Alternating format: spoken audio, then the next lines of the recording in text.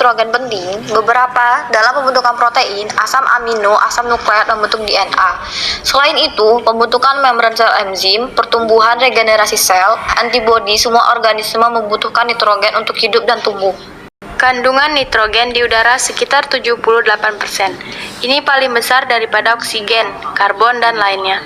Tapi sayangnya, manusia dan hewan itu tidak bisa menyerap langsung atau dalam bentuk gas. Karena itu, siklus nitrogen mengubah nitrogen menjadi senyawa yang dapat digunakan oleh tumbuhan dan hewan, begitupun manusia. Sekarang kita lihat proses dalam siklus nitrogen. Ada 5 yang penting, yaitu fiksasi, yaitu nanti memikat nitrogen bebas, yang bebas dari 2 udara, kemudian nanti bisa dipakai oleh tumbuhan. Biasanya seperti biosis dengan bakteri tertentu, bakteri dengan akar kacang-kacangan. 2. Amonifikasi.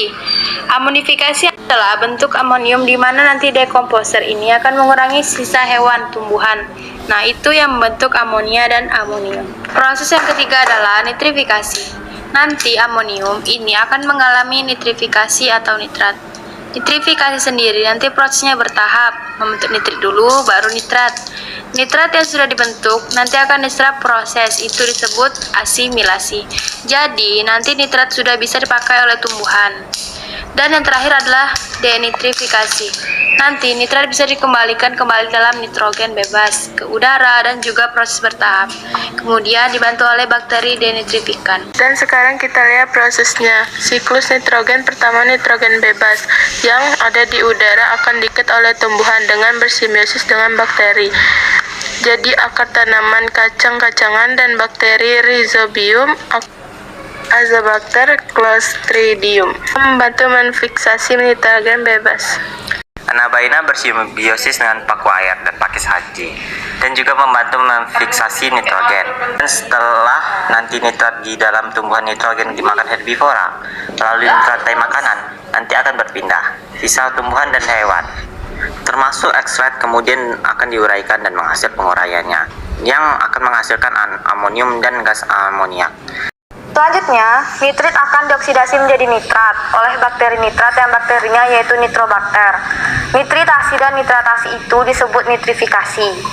Selanjutnya, tumbuhan menyerap nitrat dari tanah. Kemudian, tumbuhan dimakan oleh konsumen pertama dan senyawa nitrogen pindah ke hewan dan manusia. Juga kila dan petir, menyebabkan nitrogen bebas bereaksi dengan hidrogen atau oksigen membentuk nitrat. Dan nitrat akan terbawa hujan, akan mengalir dari udara dan ditemukan ke tanah.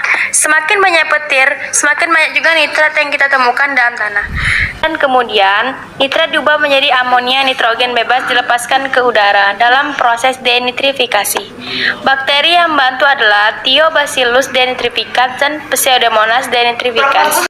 Jadi, bila oksigen dalam tanah terbatas, nitrat dengan cepat diubah menjadi gas nitrogen atau oksida nitrogen melalui proses denitrifikasi. Kesimpulannya, bahwa jumlah nitrogen bebas di udara 78% paling besar di antara gas-gas lainnya.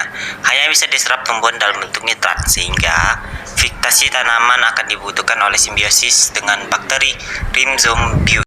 Petir juga menyebabkan terbentuknya nitrat. Kemudian nitrat diserap asimilasi berbentuk protein.